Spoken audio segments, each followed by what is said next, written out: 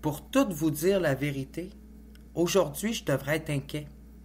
Pourtant, c'est tout l'inverse. Aujourd'hui, je me sens libéré.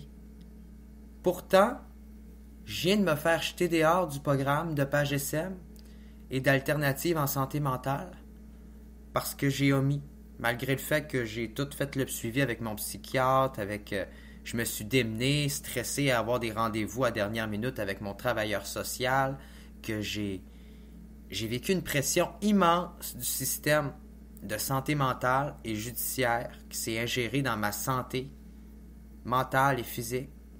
Et malgré toutes ces exigences-là, c'est un simple rendez-vous pour une consultation budgétaire qui va avoir fait basculer tout le poids de ce programme-là, puis ce que j'ai fait, tout l'investissement que j'ai mis depuis des mois dans ce programme-là, et qui ne servira à rien, parce que je n'ai pas accepté les commentaires que je juge discriminatoires d'une madame qui me dit qu'elle ne me donnerait pas d'aide, parce qu'elle dirait que j'irais flamber tout ça dans la drogue puis dans l'alcool, selon ce qu'elle a dit. Elle ne me donnerait pas un bon pour aller chez Maxi, même si je pourrais pas acheter de l'alcool avec ce bon-là chez Maxi, parce que selon elle, ça m'aiderait pas. Et moi, dans le fond, Éric Tremblay-Dionne, j'ai pas le droit de pas être d'accord avec ça, puis de me sentir mal à l'aise qu'on s'ingère dans mes finances au niveau de la justice puis de la santé mentale, surtout quand à la base, avant même d'avoir ouvert mes finances, on fait vivre un gros préjugé social, on va se le dire. Donc aujourd'hui, j'ai décidé de vider mon sac, j'ai décidé de dévoiler toute ma défense pour les prochaines années, parce que la cause que je vais faire entendre, c'est une cause qui va toucher à la liberté d'expression, à tous les droits constitutionnels et individuels qu'on a au Canada. Puis s'il faut commencer à me juger moi ici, ben ça va créer un précédent qui va faire en sorte qu'à partir de demain, il va falloir censurer puis juger tout le monde qui font pareil à moi. Ça veut dire des écrivains, des artistes, des journalistes, des militants. Ça veut dire des gens qui utilisent leur liberté d'expression, puis pour lequel on cherche à déformer, à reformer, à s'approprier leurs mots pour nuancer le terme et en faire un acte criminel. Depuis quand s'exprimer au Canada s'est rendu un acte criminel? Depuis quand dénoncer des choses au Canada puis manifester, c'est devenu un acte criminellement pénalisant pour les citoyens qui manifestent ce droit? Mais au-delà de tout ça, ce qui n'a surtout pas de sens, là, c'est la façon qu'on m'a traité. La façon qu'on m'a traité, puis qu'on a utilisé la torture pour avoir des aveux de ma part. Moi, ça fait des mois là, que je suis dans le Page SM puis qu'on me force à voir des travailleurs sociaux, des professionnels de la santé mentale, puis que la justice met pression là-dessus malgré le fait qu'il y a des listes d'attente puis que mon dossier n'avance pas, là. Puis on met une pression considérable alors que je suis déjà marqué de ça, puis que je me demande depuis des mois pourquoi que ça me chavire, ça me bouleverse autant, puis que ça m'aide pas, là. Ça m'aide pas, on dirait que ça fait juste augmenter le conflit que j'ai à l'intérieur dans mon esprit. Ben aujourd'hui, j'ai compris pourquoi. Puis c'est la raison de pourquoi je juge que mon procès est illégal. C'est la raison de pourquoi j'ai envie de me battre puis de contester devant la justice ce que je juge injuste à mes yeux. Puis c'est la raison pour laquelle j'ai un soupir de soulagement de ne plus être considéré comme un malade mental dans le Page SM, dans un programme alternatif de santé mentale, pour que du jour au lendemain, genre, si je me présente pas à mon procès parce que je sais pas, il pourrait m'arriver n'importe quoi, on sait jamais, ça m'est déjà arrivé dans la vie, là, d'être dans la rue, pas être capable de me présenter à mon procès, puis de me ramasser en détention à Québec, à me faire menacer de me faire poignarder ou de me faire violer. Donc, d'ailleurs, c'est les raisons pourquoi depuis des années je milite. Je milite pour mes droits, puis j'écris à tout le monde pour dénoncer tout ça.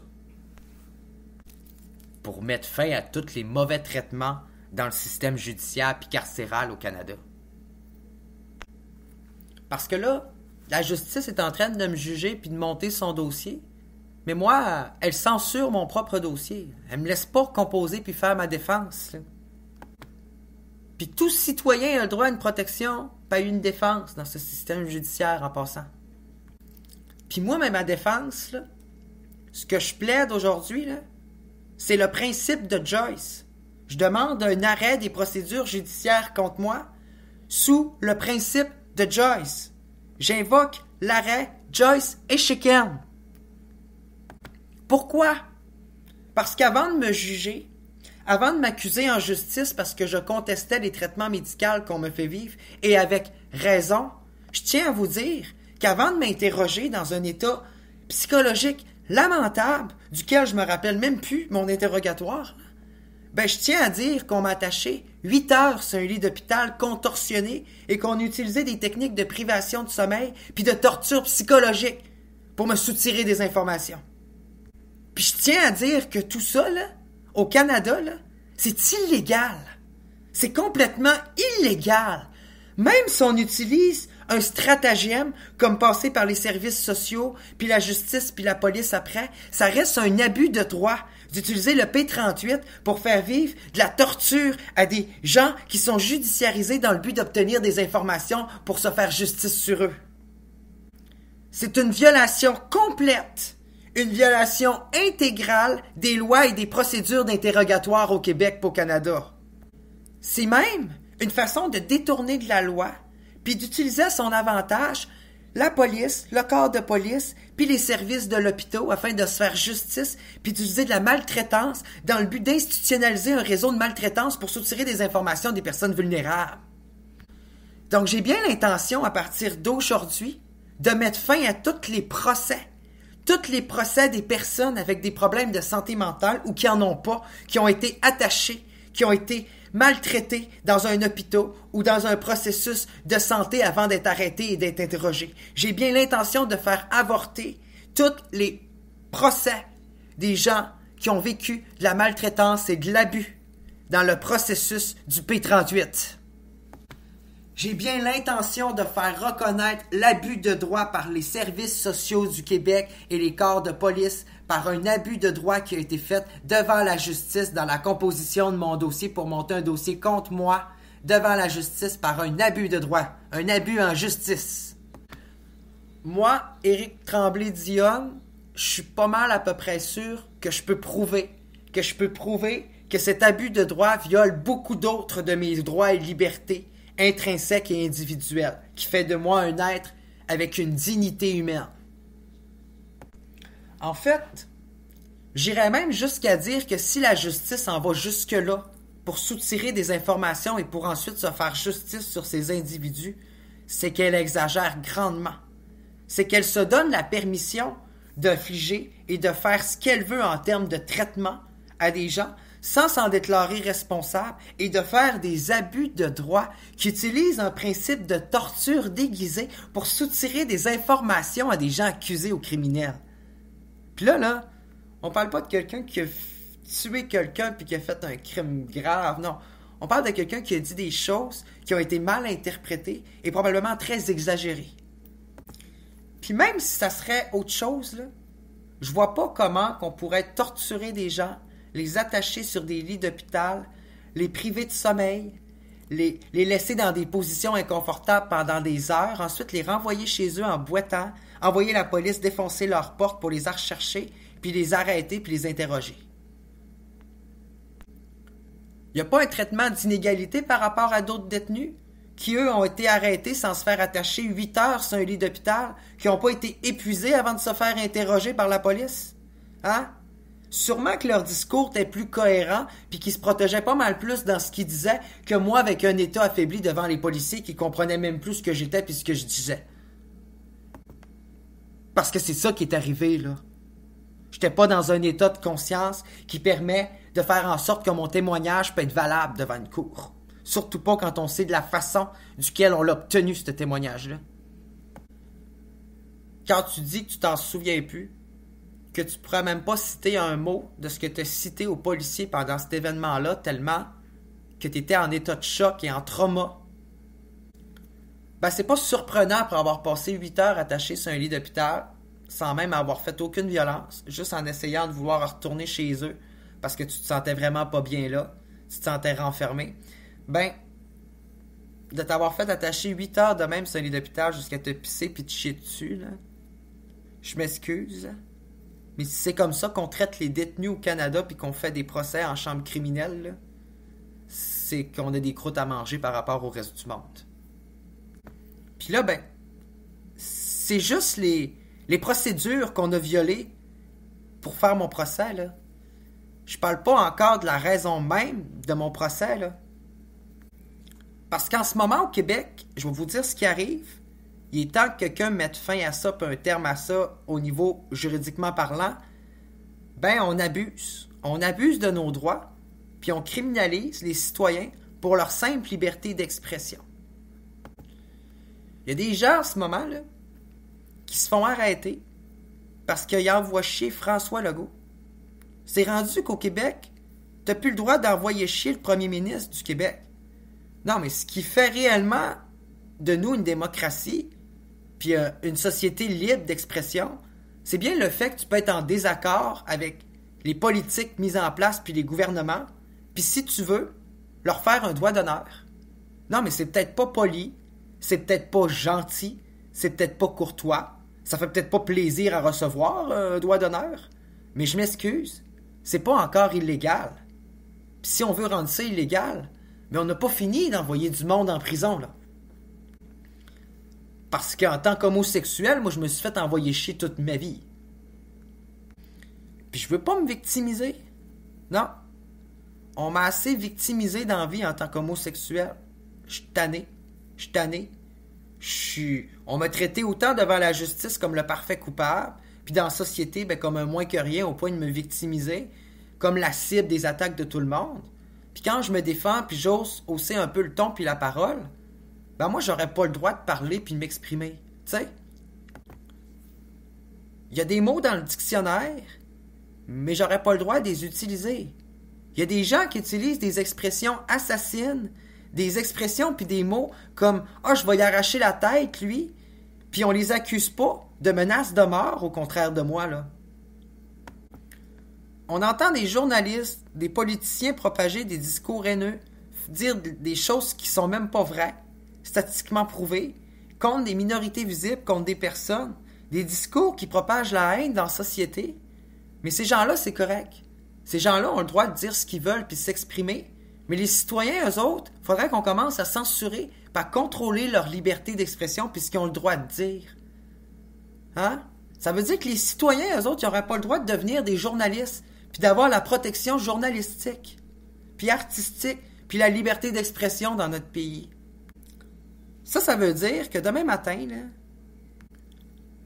ben la justice pourrait copier puis reprendre tous mes textes sans payer des droits d'auteur, puis en faire la diffusion illégale, sans me payer les droits d'auteur, tout en étant en violation de mes droits d'auteur, puis interpréter un de mes textes à sa propre façon, à sa propre manière, tout en déformant tout le sens artistique de son interprétation et l'interpréter d'un sens critique qui ne relève de aucune interprétation artistique approfondie, là.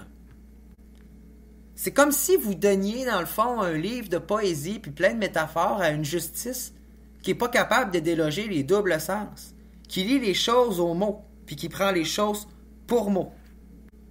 Ça veut dire que si tu dors dans des draps aussi doux que l'amour d'une mère, ben pour la justice, ça veut dire que tu dors dans les bras de ta mère. Ça veut pas dire que tu dors dans une couverte qui te rappelle ton enfance. Il n'y a aucune place là, à la métaphore, à l'hyperbole, à la figure de style puis à l'expression en tant que telle. Oubliez ça, les expressions, là. Tu peux pas en créer des nouvelles. Il y a plein de mots avec des caractères violents, avec un caractère de haine dans le dictionnaire, mais moi, Éric Tremblay-Dionne, j'aurais pas le droit de les utiliser. Je suis un auteur de fiction, j'écris des livres d'horreur, j'ai écrit plein de choses qui relatent de la fiction, puis on viendrait me dire que ce que j'écris, c'est des menaces que je veux porter à exécution. Ben, si c'est ce qu'on veut dire, quand j'écris des films avec des sorciers puis de la magie noire, ça veut-tu dire que je prépare quelque chose puis je veux faire ressusciter Satan des enfers puis redonner les pouvoirs des sorciers aux grands sorciers ancestraux des Wicca? Parce que si on veut interpréter tout ce que je dis au sens du mot, on n'a pas fini. de chercher ce qui est réel puis la fiction, là. Puis au-delà de ça, tu sais, c'est ironique pareil que la justice est là à gérer mes mots, puis à analyser mes textes, puis à vouloir analyser ma propre expression. Mais d'un autre côté, quand quelqu'un se fait tuer puis qu'il n'y a pas de corps, ben pour eux autres, il n'y a pas de crime. Il n'y a pas de crime s'il n'y a pas de corps. Mais quand tu fais des menaces, c'est un crime. C'est un crime de dire des mots qui sont menaçants. Mais, on s'entend-tu que quand tu dis des mots menaçants, tu fais juste les dire? Il n'y a pas eu d'acte criminel qui s'est fait. Je ne sais pas si tu enchaînes après ça à faire des actes criminels puis tu portes à exécution tout ce que tu dis. Là, OK, on pourrait accuser quelqu'un d'un crime. Mais quelqu'un qui dit des choses qui pourraient sembler menaçantes et qui ne le fait pas. Qu'est-ce qui nous prouve qu'on n'est pas dans une fiction? Qu'est-ce qui prouve qu'on n'est pas en train de nager dans une pseudo-fiction, là? Qu'est-ce qui vous dit que c'était pas une image écrite? Ouais? Que c'était pas une visualisation d'un scénariste qui écrit des scénarios dans la vie, dans le but de les produire à la TV, tu sais, d'en faire une image audiovisuelle. Qu'est-ce qui vous dit que c'était pas une pièce puis une œuvre artistique? Parce que si on veut me censurer, ben va falloir accuser Patrick Sénégal, puis le censurer aussi, puis l'accuser de pédophilie. Parce que j'ai lu Le Vide, moi. Puis je peux vous dire que c'est pas mal pire que tout ce que j'ai pu écrire dans ma vie. Ça veut dire bye-bye les films d'horreur Hollywood, là. Vous allez devoir dire à Stephen King que c'est bien de valeur, là. Mais c'est ben trop violent, son affaire. La justice va devoir faire un procès là-dessus puis le censurer à son tour. Fait que vous êtes en train de me dire que moi, pendant que j'ai peur d'écrire là, des scénarios, parce qu'une fois, sur les réseaux sociaux, j'ai écrit quelque chose qui a été interprété comme des menaces pour certains, envers certains, ben, maintenant, il faudrait qu'à chaque fois que j'écrive sur mon clavier au Canada en tant qu'auteur, j'aie peur. J'ai peur d'écrire un mot ou un texte qui va être mal interprété, puis de faire de la violence écrite, comme je fais, parce que c'est ma job. C'est ma job, puis il y a plein de créateurs, puis de scénaristes, puis de monde qui font de l'horreur, qui écrivent de l'horreur dans la vie, là, puis qui vivent de ça, puis qui le font. Fait que vous êtes en train de me dire que pendant que la justice va me censurer moi, qui essaie d'un auteur pas connu, va s'acharner sur moi, un auteur pas connu qui essaie de s'en sortir, ben on va laisser Netflix, on va laisser Paramount, on va laisser les gros studios d'Hollywood nous vendre des gros films violents comme Décadence, puis des gros films pleins de sang, puis de violence gratuite comme, qui promouvoient la violence envers les enfants, les femmes, puis les minorités, puis tout ça. Puis on va laisser ça. Puis c'est pas grave. C'est pas grave, c'est plus important de censurer les artistes québécois puis d'enlever les blackface, genre, sur Netflix. Puis de déformer toute l'interprétation artistique de ce qu'un artiste a voulu démontrer dans son œuvre pour en faire un procès de justice, devant un procès de sorcière, devant la sphère des internautes et de la justice. On va utiliser la médiation, là, puis la démonisation de l'extrême droite, là, puis des conspirationnistes, puis des gens qui sont contre certaines choses pour des raisons. Puis on va en faire des démons, on va en faire des terroristes d'extrême droite, des motards. C'est des familles, puis c'est du monde comme tout le monde qui ont juste une opinion différente, mais on va les démoniser, tu sais. On va faire d'eux autres des gangs de rue parce qu'ils sont amis, puis qu'ils se tiennent ensemble, puis qu'ils font des barbecues en avant du Parlement d'Ottawa. On va justifier le fait que nos députés, que nos institutions ont peur des citoyens. Puis on va plaider le fait qu'il y a plein d'élus qui ont fait des plaintes pour menaces dans les dernières années pour donner de l'importance à ça, mais on ne dira pas qu'à travers ces plaintes-là, la police dit elle-même qu'il y a quasiment 60% des plaintes qui étaient exagérées, dans lesquelles c'était pas des menaces contre les élus, c'était juste des propos disgracieux. Ça veut dire que dans 60%, dans la majorité des cas, ce sont des élus qui aimaient juste pas ce qu'on disait contre eux autres, puis qui ont fait des plaintes. Des plaintes qui vont de la censure de la pensée, qui s'en va quasiment de la police des Mohawks en Iran, du contrôle de la liberté d'expression et journalistique. On m'a jeté dehors d'un programme à santé mentale dans la justice parce qu'on avait un complexe à ce que je fasse des vidéos, puis que je dénonce en arrière, puis que je milite pour ce qui fait pas mon affaire. Comme si que j'avais pas de liberté journalistique comme tout le monde dans ce pays-là, puis qu'il y avait juste TVA, Québécois Média, puis Radio-Canada qui avaient le droit de faire leur propagande. Hein, fédéralistes et souverainistes, d'un côté comme de l'autre. Écoutez, quasiment tout le monde, dans le milieu de l'itinérance, sont judiciarisés. Les pauvres sont plus judiciarisés que les riches. En même temps, là, il va falloir réaliser que la justice, c'est un bouclier qui protège les gens riches puis qui fait vivre une discrimination sociale.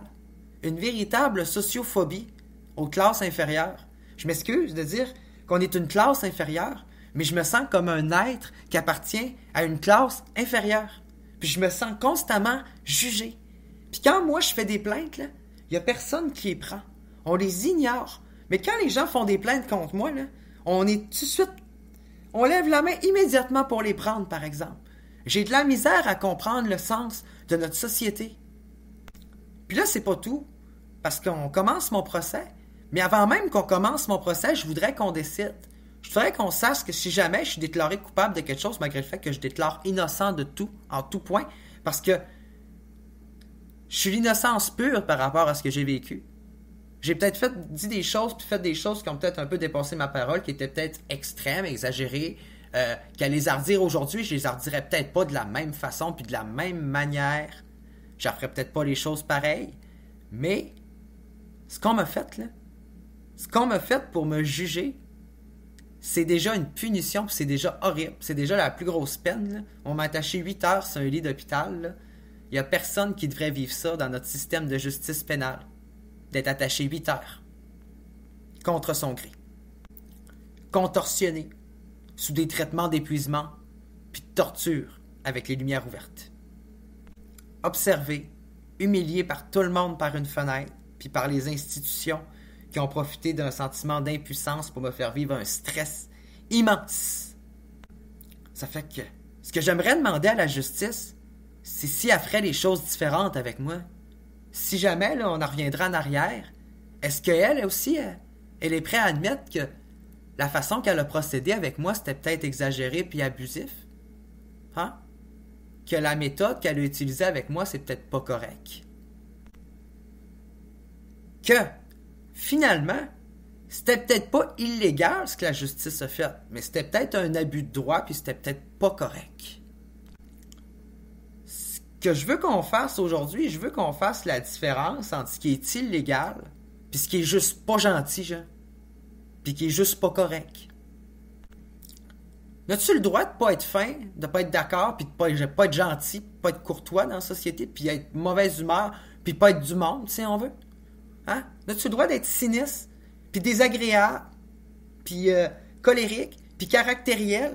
As-tu le droit d'avoir du caractère dans notre société? Je pense que ça en prend quelque part, là. Parce que sinon, on se ferait manger dessus, puis piler dessus, puis on se ferait manger à laine sur le dos toute notre vie, puis on se ferait intimider, puis écœurer toute notre secondaire.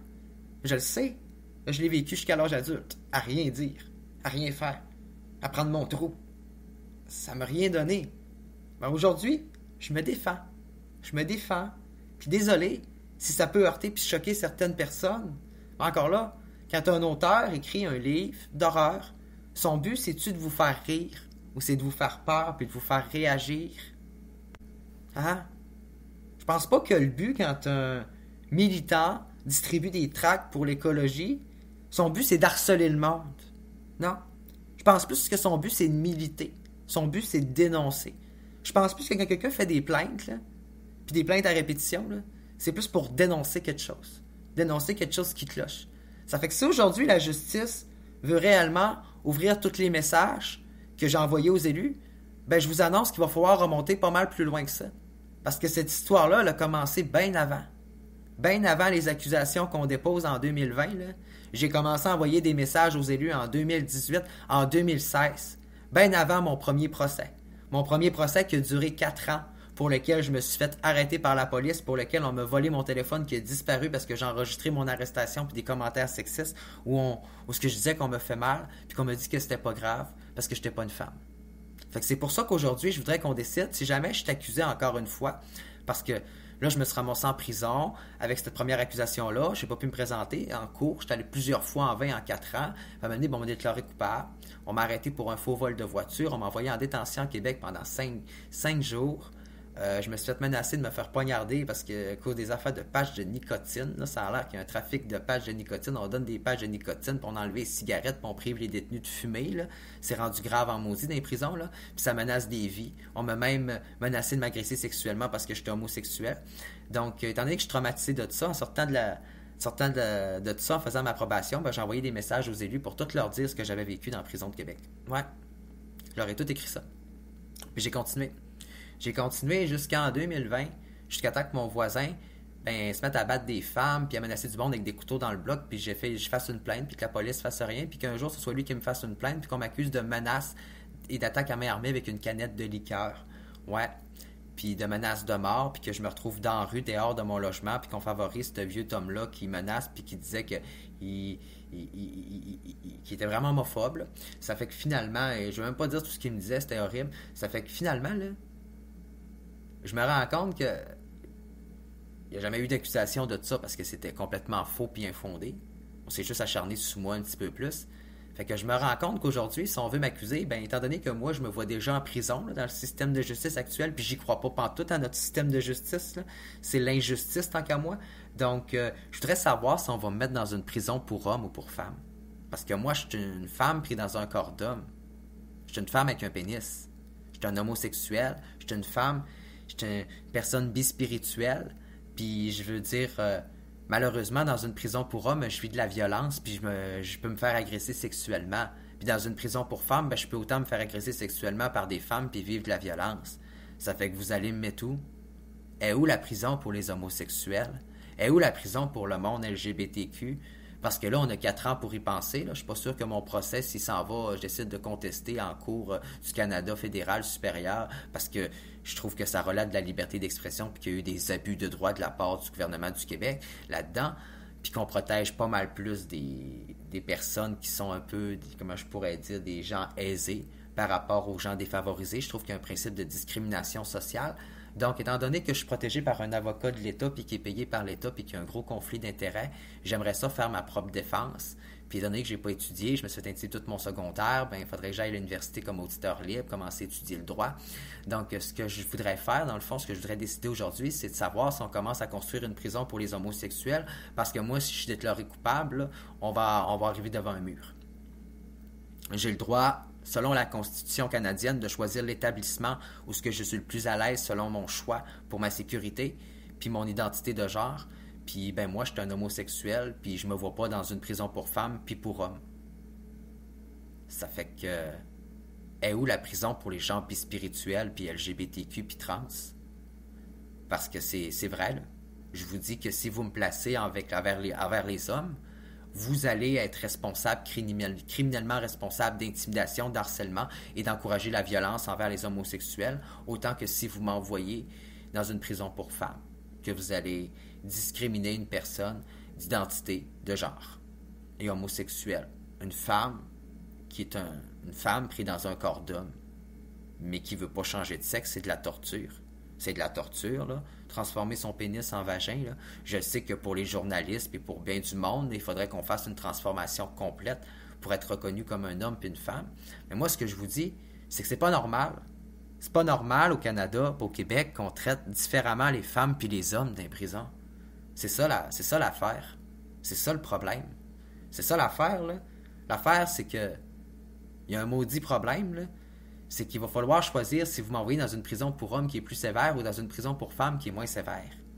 Puis moi, je veux pas être dans aucune des deux. Dans les deux, je le sais, je vais me faire harceler et intimider, puis je vais être marginalisé aux yeux des autres. J'aurai pas ma place. Je ne trouverai pas ma place. Je ne serai pas protégé. Il n'y aura pas personne pour me défendre à travers les vitres là, des screws. Là. Il n'y aura pas un bureau pour me réfugier. Il n'y aura pas personne. Il n'y a personne qui protège les homosexuels dans les prisons. C'est ça la vérité. C'est ça que je dénonce depuis plus de 7 ans. Donc, s'il faut que j'aille en cour suprême, en cour supérieure, s'il faut que, pour vrai que ça aille loin, ce procès-là, là, juste pour défendre la liberté d'expression, là, puis le droit de dire des choses qui dérangent, même si ça ne plaît pas à tout le monde, là, parce que moi, mon homosexualité, je le sais qu'elle ne plaira jamais à tout le monde dans la vie, là. Puis si je m'en tiendrais à l'opinion du monde, là, ça ferait longtemps que je n'existerais plus. Ça ferait longtemps que je serais plus là. Surtout qu'en plus, je suis pas homosexuel. Je suis une femme hétérosexuelle prise dans un corps d'homme. Chris, je suis pas né dans le bon corps. Je suis une femme. J'ai la pensée, j'ai l'esprit d'une femme. Je sais pas comment vous l'expliquer. J'ai l'esprit d'une femme, puis j'ai le corps d'un homme. Tiens. Puis ma plus grande peur, c'était avec toutes les crises suicidaires que j'ai faites depuis que j'ai vu un policier rentrer chez nous, pointer un taser sur moi, c'est c'est d'être sur un programme de santé mentale page SM qui me considère comme un attardé mental, incapable de gérer, alors que c'est pas vrai. C'est pas vrai. Je suis une personne indépendante dans la vie, puis j'ai pas envie, si je me présente pas à mon procès parce qu'il m'est arrivé une bad luck puis j'ai pas pu me présenter, qu'on me déclare genre en détresse psychologique, puis qu'on me déclare un malade mental en détresse psychologique, puis qu'une police arrive avec son fusil puis me tire dessus. Parce que c'est ça le traitement choc qu'on fait dans notre ministère, dans notre système de justice envers la santé mentale. On tire, on tue. On tue les gens avec des problématiques de santé mentale, on les stigmatise. Hein? Parce qu'on donne un pistolet à nos policiers. On donne des armes à nos policiers. Ben, les policiers à Londres, ils n'en ont pas d'armes, eux autres. Moi, les armes, j'ai peur de ça, là. Moi, les armes, là, je suis contre ça, là. Puis donner une arme à un policier, là, c'est comme donner une arme à un citoyen. Un policier, ça reste un citoyen, là. Puis c'est y donner un outil bien trop facile, qui serait l'alternative de bien d'autres choses, hein. Ça fait qu'avant de penser à appeler un psychologue, puis à appeler de l'aide, puis à utiliser d'autres choses, là, ce que vous donnez directement aux policiers, là, c'est le droit de prendre leur fusil immédiatement puis de tirer sur un malade mental. Puis de tuer quelqu'un dans une situation qui a été sortie hors de son contexte. Parce qu'il était plus là, qu'il a pris de la drogue, qu'il était intoxiqué, qu'il était en crise, whatever. Vous tuez des citoyens, puis vous armez des policiers pour tuer des citoyens. Vous armez des citoyens pour tuer des citoyens. Ben moi, c'est cette violence-là que je dénonce dans tous mes textes. Si les gens ne comprennent pas mon interprétation, ce que j'ai voulu interpréter, ce que j'ai voulu dénoncer, ben, désolé. Ça arrive qu'un artiste s'exprime mal, puis que ses œuvres sont contestées, puis controversées, puis mal exprimées, ou que chaque personne en fasse une interprétation différente. Mais est-ce que j'ai vraiment à me justifier sur les mots que j'utilise? On devrait plutôt me juger sur mes actes. Hein? Sur la quantité d'actes de violence que j'ai commis dans la vie par rapport à la violence que j'ai écrite. Parce que ça, c'est clair, là. Si on me juge sur la violence que j'ai écrite, là, je vais passer la fin de mes jours en prison, là. J'écris des livres d'horreur. Je veux faire ça de ma vie. Ça fait que j'ai pas fini d'en écrire des horreurs, là. On n'a pas fini de juger tout ce que j'écris, là. Si bien m'envoyer en prison tout de suite. C'est ça que je dis. Puis une prison pour les homosexuels, cette fois-là. Parce que je vous garantis que je revivrai pas et je retournerai pas là où je suis allé, là où j'ai passé, puis ce que j'ai vu, puis ce que je dénonce. Cela, c'est la situation qui m'a mené où je suis aujourd'hui, dans l'état où je suis. Donc, depuis cette perte de sentiment de liberté et de sécurité, là, puis de savoir qu'on peut nous prendre en détention, là, nous détenir contre notre gré, sans même nous protéger puis nous mettre en danger, ben je m'excuse, là. Mais moi, en tant qu'homosexuel, là, j'ai le droit d'être protégé du préjugé de la violence puis du sexisme de tout le monde, y compris des institutions. Quand je fais une plainte à la police, là, j'ai le droit d'être protégé, genre.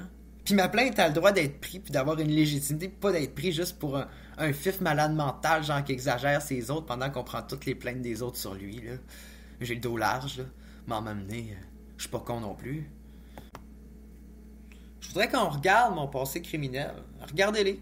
Alors, j'ai pas honte parce que j'ai jamais été accusé de crimes graves puis violents, là. Puis pour de vrai, là, je pense que je suis une personne assez stable. Je suis une personne qui a de l'avenir, qui est intelligente, qui a du potentiel. Puis c'est drôle. Il y a des journalistes comme moi qui ont réussi dans la vie, qui ont le droit de dire ce qu'ils veulent, mais moi, parce que j'ai pas de diplôme puis je suis pas journaliste dans un média, ben je peux pas dire ce que je veux. Ben moi, je trouve qu'il y a un traitement d'injustice là-dedans. Parce que dans un sens, les choses pour lesquelles on m'accuse, là, pour de vrai, là, ils n'ont même pas été retirés de Facebook. J'ai tellement de contenus qui ont été retirés de Facebook pour violence, pour promotion de la haine, mais les textes puis les choses pour lesquelles on m'accuse actuellement, là, d'avoir écrit ces réseaux sociaux puis par message, ben même les réseaux sociaux les ont pas retirés. À quelque part, je pense qu'ils sont habitués d'analyser le discours, qui ont vu qu'il y avait un second degré, ils ont vu qu'il n'y avait pas une violence explicite et visée et dirigée envers quelque chose ou de quoi, là. Bon, au-delà de tout ça, puis de la liberté d'expression, moi, c'est de vous dire, c'est de dire à la justice ce que j'ai le goût de dire, là. C'est qu'on m'a attaché 8 heures sur un lit d'hôpital parce que je chantais, parce que j'ai exprimé, parce que j'ai dit des choses. Puis là, ce que je tiens à dire, c'est, si on commence à juger, là, ce que tout le monde dit, là, parce que c'est menaçant puis ça a l'air violent, là, C'est quoi qu'on va commencer à dire aux malades mentaux le jour où ils seront plus capables de s'exprimer puis qu'ils vont avoir peur de parler de ce qu'ils pensent puis de ce qu'ils ressentent puis qu'on sera plus capable de leur fournir de l'aide puis que finalement ils vont se suicider ou ils vont passer à l'acte parce qu'on va leur empêcher d'exprimer par des mots ce qu'ils ressentent. Ça fait que si la justice à quelque part nous prive puis nous censure d'exprimer ce qu'on ressent par des mots, on serait-tu plus porté à encourager les gens à l'exprimer par des actes? On est-tu mieux dans notre société d'exprimer des choses par les mots, surtout quand il s'agit de la violence, de l'exprimer par des mots, que par des actes plutôt? On peut-tu commencer à juger les individus sur leurs actes et pas seulement sur leurs mots? Sur un mélange puis un ensemble des deux? Puis quand on juge quelqu'un sur ses mots, on peut-tu en dégager le personnage aussi? Hein? On peut-tu en ressortir le personnage? Parce que pour les gens qui connaissent Éric Tremblay-Dionne dans la vraie vie, c'est un gars très timide, nonchalant, qui n'écœure pas personne, qui reste dans son coin, qui parle beaucoup de politique puis de sujets, mais qui n'est pas plus envahissant que ça. Les gens qui connaissent Éric Tremblay-Dionne, le personnage médiatique, ben vont trouver que c'est une personne totalement différente, pas mal plus extravertie, qui a de l'opinion dans sa poche, qui a beaucoup de répartie, puis qui n'a pas l'air d'avoir peur de rien. Voyez-vous? Pourtant, c'est tout le contraire, là. Le vrai Éric Tremblay-Dionne, il a peur de tout. Pas pour rien qu'il fait autant d'or, puis qu'il parle, puis qu'il dénonce tout. Il parle de ses peurs. Il écrit ses peurs. Fait que, y a-tu le droit d'exprimer ses peurs, Éric Tremblay-Dionne? Y a-tu le droit, lui? Au contraire de tous les autres citoyens au Canada, est-ce qu'il faudrait commencer à me censurer, puis m'empêcher d'exprimer mes angoisses, mes peurs, puis mes incertitudes? Sur lieu de l'écrire puis l'envoyer à des élus, là, ben j'aurais eu de l'argent, j'aurais fini mes études, puis j'aurais pas vécu une intimidation secondaire, puis j'aurais filmé ça, puis j'aurais scénarisé ça, puis j'aurais fait une vidéo de ça aujourd'hui, puis ça aurait été genre un sketch pour exprimer ce que les gens ressentaient à cette époque-là. J'aurais-tu été accusé en justice? Ben moi, j'ai trouvé les moyens que j'avais à ma disposition pour exprimer ce que je pouvais exprimer. J'avais pas de caméra, j'avais pas de réalisateur, j'avais pas de compagnie de production, je pouvais pas faire ça dans un sketch show. Ça fait que je l'ai fait par écrit. Ces réseaux sociaux, c'est tout ce que j'avais. Et la Constitution canadienne nous protège, nous dit qu'on a le droit de s'exprimer et par tous les moyens qui sont à notre disposition. Ben ça, là, ce que j'ai fait, c'était tous les moyens que moi j'avais à ma disposition pour exprimer mon art. Fait que je suis désolé si ça vous a choqué, si ça a paru pour une menace. Je suis d'accord que sur vidéo, que d'une façon genre scénarisée, ça aurait montré que c'était pas réel, que c'était une fiction, que c'était un scénario que je faisais. Mais malheureusement, j'avais pas les moyens de faire ça. J'ai pas les ressources, j'ai pas les études, j'ai pas l'égalité des chances dans la société. Fait que ça remet beaucoup de choses en question d'assumer que finalement, le gars, il a juste exprimé ce qu'il avait exprimé par les moyens qu'il avait à sa disposition pour le faire. Puis ça, mais c'est parfaitement légal dans mes droits. Puis parce que j'ai utilisé ce droit-là, puis qu'on considère que j'ai violé, j'ai exagéré sur la portée de ce droit-là, on m'a attaché 8 heures sur un lit d'hôpital, contorsionné, on a utilisé la torture, me renvoyé chez nous avec une jambe blessée, après avoir vu le psychiatre parce que j'ai refusé le traitement médical. Puis après ça, la justice est venue m'arrêter pour me retenir dans une cellule, puis m'interroger. Moi, c'est cet élément-là que je me remets pas, puis que j'en reviens pas, puis qui m'a marqué à jamais. C'est ce bout-là que je trouve pas correct. Je trouve que d'un côté, on m'accuse d'être pas correct, mais checker ce que la justice se permet de faire. Hein? En plus, ils font ça genre en complicité avec les services de santé puis les services sociaux. Tu sais, là.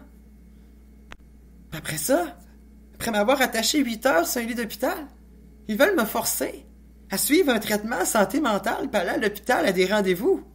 Hein? Imaginez-vous comment que ça me perturbe. Imaginez-vous comment ça peut me perturber pour vrai. Non, je pense que vous pouvez pas imaginer comment que ça peut être perturbant. Au point, là, où ce que je veux plus que personne vive ça. Au point où ce que je voudrais signer l'arrêt Joyce Echekian, pas Éric Tremblay-Dionne, non. Je veux que ce soit l'arrêt Joyce Echekian. Parce que quand on attache un patient sur un lit d'hôpital, là, on devrait pas avoir le droit après ça d'exercer des décisions pour lui, autant sur la justice que la santé que n'importe quoi d'autre. Je pense pas qu'on a l'habilité puis l'humanité pour le faire. C'est ça, je pense. Surtout que les commentaires que j'ai vécus pendant cet internement, là, je parlerai pas de ce qu'on me dit sur le cannabis, puis sur les homosexuels, les hommes, les femmes. Je rentrerai pas dans le débat sur ce qu'on me dit par rapport à ce que j'ai dit, puis la haine que j'ai ressentie, la colère, le mépris. Comment que j'ai senti qu'on s'est acharné sur moi, puis qu'on m'a traité comme quelqu'un qui méritait ce qu'on y faisait, là. J'ai vraiment senti qu'on avait lu le dossier judiciaire, là. Les employés, ils savaient très bien, là, que ce petit gars-là, il est accusé de telle affaire, de menace d'affaires de même, là. Puis, on a fait vivre un gros préjugé, là. Juste parce que j'avais fumé du pot, premièrement, qui est légal, qui est une pharmacopée reconnue par les Amérindiens, par les peuples autochtones, par les Premières Nations, ben, on m'a empêché de voir un psychiatre avant le lendemain.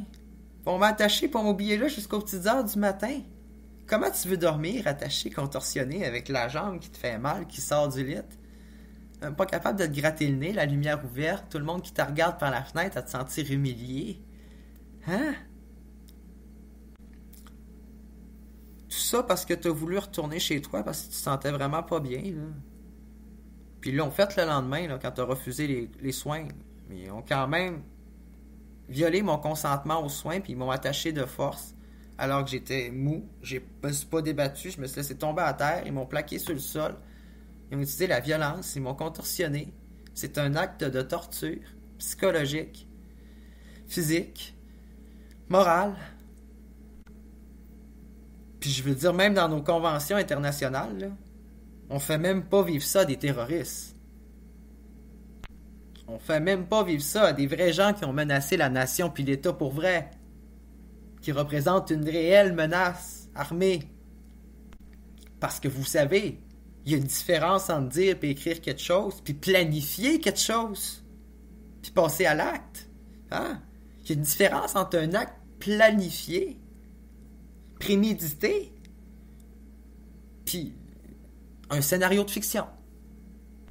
Puis la différence, c'est ce qu'on a fait pour passer à l'acte, pour mettre notre plan en marche. Hein? Tu sais, si la personne dit telle chose, mais qu'elle n'a aucun élément dans ses mains qui pourrait mener à terme ce qu'elle a dit, là, comment qu'on pourrait l'accuser de tel acte? Si quelqu'un rentre dans une banque avec un pain baguette, puis dit que si on ne lui donne pas l'argent, il va tuer tout le monde avec son pain baguette, on va-tu l'accuser de braquage à main armée avec un pain baguette? Puis dire qu'un pain baguette, c'est une arme assez dangereuse pour éliminer tous les clients de la banque? Et une arme assez menaçante pour pousser quelqu'un à donner tout l'argent d'une caisse? Ben, une parole, la liberté d'expression, un mot, c'est-tu un élément assez fort, hein, pour enclencher nécessairement un acte? Ben, moi, je pense que non. Pas dans tous les cas. Il n'y a rien qui nous prouve, hors de tout doute raisonnable, dans toute certitude, que quand quelqu'un dit quelque chose, qui va le faire? Si on suit la tendance des choses, il y a beaucoup trop de cas dans lesquels on a dit quelque chose et qu'on n'a pas fait ce qu'on a dit, dans bien des domaines. Donc, je pense, ce qui différencie une parole d'un acte criminel, ben, je pense que c'est la volonté de vouloir le faire puis de passer à l'acte, la volonté d'avoir vraiment voulu blesser, heurter, ou tout simplement avoir voulu faire un acte criminel. Si c'était pas ça l'intention, je vois pas comment on pourrait accuser quelqu'un d'un acte criminel par rapport à ce qu'il a dit, par rapport à sa liberté d'expression. Parce que si on commence à censurer quelqu'un, là, c'est large. Maintenant, il va falloir commencer à penser à censurer tout le monde, puis de façon égale. Je vais vous dire quelque chose, c'est pas mal plus évident un monde dans lequel tout le monde a la liberté d'expression puis de façon égale, où ce que tout le monde peut s'exprimer, parce que ça n'empêche personne de s'exprimer, puis personne de parler au-dessus d'un autre. Quand on enclenche et on commence un processus de censure au niveau de la liberté d'expression, ben c'est que ça commence à entrer dans une dérive autoritaire, dans un abus de droit, selon moi.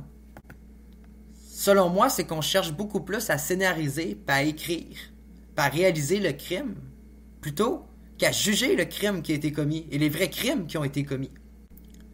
Est-ce qu'on peut vraiment juger une théorie? C'est ça la question. Peux-tu vraiment juger une théorie si elle n'a pas été mise en pratique?